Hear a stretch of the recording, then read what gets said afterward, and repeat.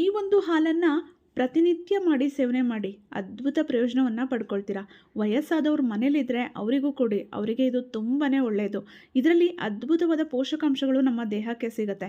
ಮಧುಮೇಹ ಇರೋರಿಗೆ, ಮೂಳೆ ನೋವಿರೋರಿಗೆ, ಜೊತೆಗೆ ಚಿಕ್ಕ ಮಕ್ಕಳಿಗೂ ಕೂಡ ತುಂಬಾ ಒಳ್ಳೆಯದು. ನಿದ್ರಾಹೀನತೆ ದೂರ ಆಗುತ್ತೆ. ಮಧುಮೇಹ ಇರೋರಿಗಂತೂ ಇದೊಂದು ಸೂಪರ್ ಡ್ರಿಂಕ್ ಅಂತಲೇ ಹೇಳ್ಬೋದು. ಇದಕ್ಕೆ ಮೊದಲನೇದಾಗಿ ಗಸಗಸೆ ತೊಗೊಂಡಿದ್ದೀನಿ 2 ಚಮಚದಷ್ಟು. ಗಸಗಸೆ ನಮ್ಮ ದೇಹವನ್ನು ತಂಪಾಗಿಡುತ್ತೆ, ಮಲಬದ್ಧತೆ ನಿವಾರಣೆ ಮಾಡುತ್ತೆ, ಪುಷ್ಟಿದಾಯಕ ಅಂತಲೇ ಹೇಳ್ಬೋದು.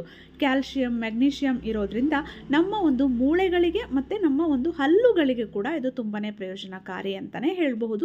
ನಿದ್ರಾಹೀನತೆಯನ್ನು ನಿವಾರಣೆ ಮಾಡುತ್ತೆ. ರಾತ್ರಿ ಟೈಮ್ ಕುಡಿದ್ರೆ ನಿದ್ರೆ ಕಣ್ಣು ತುಂಬ ಬರುತ್ತೆ. ನಂತರ 2 ಚಮಚದಷ್ಟು ಎಳ್ಳು, ಬಿಳಿ ಎಳ್ಳನ್ನು ತೊಗೊಂಡಿದ್ದೀನಿ. ಬಿಳಿ ಎಳ್ಳಲ್ಲಿ ಉತ್ತಮವಾದ ವಿಟಮಿನ್ ಇ ಇದೆ, ಜೊತೆಗೆ ಪ್ರೋಟೀನ್, ಫೈಬರ್, ಕ್ಯಾಲ್ಶಿಯಂ, ಮೆಗ್ನೀಷಿಯಂ ಕೂಡ ಇದೆ. ಅದರಿಂದ ಮೂಳೆಗಳು ಸ್ಟ್ರಾಂಗ್ ಆಗುತ್ತೆ, ಹಲ್ಲುಗಳು ಕೂಡ ಸ್ಟ್ರಾಂಗ್ ಆಗುತ್ತೆ, ಡೈಜೆಷನ್ ಚೆನ್ನಾಗಾಗುತ್ತೆ, ಮತ್ತು ಶುಗರನ್ನು ಕಂಟ್ರೋಲ್ನಲ್ಲಿ ಇಟ್ಕೊಳ್ಳೋದಕ್ಕೂ ಕೂಡ ಇದು ತುಂಬಾ ಪ್ರಯೋಜನಕಾರಿ. ನಂತರ ಬಾದಾಮಿ 15 ಬಾದಾಮಿಯನ್ನು ತೊಗೊಂಡಿದ್ದೀನಿ. ಬಾದಾಮಿ ಕೆಟ್ಟ ಕೊಲೆಸ್ಟ್ರಾಲನ್ನು ಕಡಿಮೆ ಮಾಡುತ್ತೆ, ಮೆದುಳಿನ ಆರೋಗ್ಯಕ್ಕೆ ತುಂಬಾ ಒಳ್ಳೆಯದು. ಶುಗರ್ ಇರೋರಿಗೆ, ಡಯಾಬಿಟಿಕ್ ಇರೋರಿಗೆ ಇದು ಸೂಪರ್ ಫುಡ್ ಅಂತಲೇ ಹೇಳ್ಬೋದು. ಇದರಲ್ಲಿ ಉತ್ತಮವಾದ ಪ್ರೋಟೀನ್ ಇದೆ, ಫೈಬರ್ ಇದೆ, ಕಡಿಮೆ ಕಾರ್ಬೋಹೈಡ್ರೇಟ್ ಇರೋದ್ರಿಂದ ಇದು ಯಾರಿಗೆ ಮಧುಮೇಹ ಇರುತ್ತೋ ಅವರಿಗೆ ಬ್ಲಡ್ ಶುಗರ್ ಲೆವೆಲನ್ನು ಕಂಟ್ರೋಲ್ ಮಾಡ್ಕೊಳ್ಳೋದಕ್ಕೆ ಸಹಾಯ ಮಾಡುತ್ತೆ.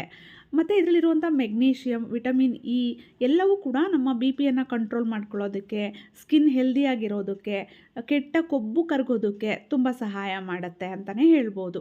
ನಂತರ ಒಂದೇ ಒಂದು ಏಲಕ್ಕಿಯನ್ನು ಹಾಕ್ಕೊಂಡಿದ್ದೀನಿ. ಏಲಕ್ಕಿ ಕೂಡ ನಮ್ಮ ಹೊಟ್ಟೆಯ ಆರೋಗ್ಯಕ್ಕೆ ತುಂಬಾ ಒಳ್ಳೆಯದು, ಡೈಜೆಷನನ್ನು ಇಂಪ್ರೂವ್ ಮಾಡುತ್ತೆ.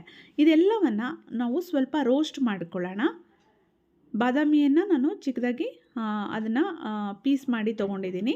ಇದೆಲ್ಲವನ್ನು ಸಣ್ಣ ಉರಿಯಲ್ಲಿ ಚೆನ್ನಾಗಿ ಅದು ಗಮ್ ಅಂತ ಸ್ಮೆಲ್ ಬರುತ್ತೆ, ಪರಿಮಳ ಬರುತ್ತೆ.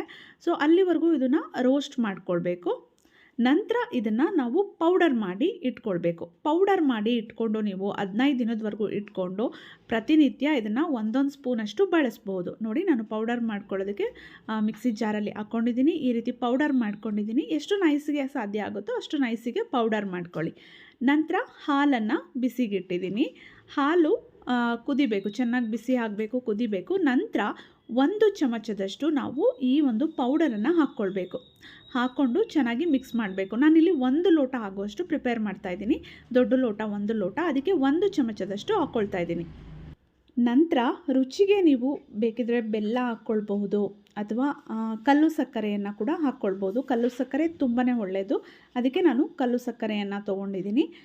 ಎಷ್ಟು ರುಚಿಗೆ ಬೇಕೋ ಅಷ್ಟು ಕಲ್ಲು ಸಕ್ಕರೆಯನ್ನು ಹಾಕ್ಕೊಂಡು ನಾವು ಇದನ್ನು ಕುಡಿಬೋದು. ಮಕ್ಕಳಿಗೂ ಕೂಡ ಕೊಡಬಹುದು. ಮಕ್ಕಳಿಗೆ, ಬೆಳೆಯೋ ಮಕ್ಕಳಿಗೆ ಮೂಳೆ ಗಟ್ಟಿಯಾಗಬೇಕು, ಮೂಳೆ ಸ್ಟ್ರಾಂಗ್ ಆಗಿರಬೇಕು, ಅದಕ್ಕೆ ಇದು ತುಂಬ ಸಹಾಯ ಮಾಡುತ್ತೆ.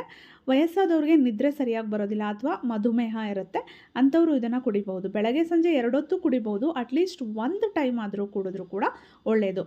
ಮೆಟ್ಲು ಹತ್ತಬೇಕಾದ್ರೆ ಸುಸ್ತಾಗುತ್ತೆ, ತುಂಬ ಮೂಳೆ ಎಲ್ಲ ನೋವು ಬರುತ್ತೆ, ಮಂಡಿ ನೋವು ಬರುತ್ತೆ ಅನ್ನೋರು ಎಲ್ಲರೂ ಕುಡಿಬಹುದು. ಡೆಲಿವರಿ ಆದಮೇಲೆ ಬಾಣಂತಿಯರು ಕುಡಿದ್ರೂ ಕೂಡ ತುಂಬಾ ಒಳ್ಳೆಯದು. ತುಂಬಾ ಕ್ಯಾಲ್ಶಿಯಂ ಸಿಗುತ್ತೆ, ಪ್ರೋಟೀನ್ ಸಿಗುತ್ತೆ.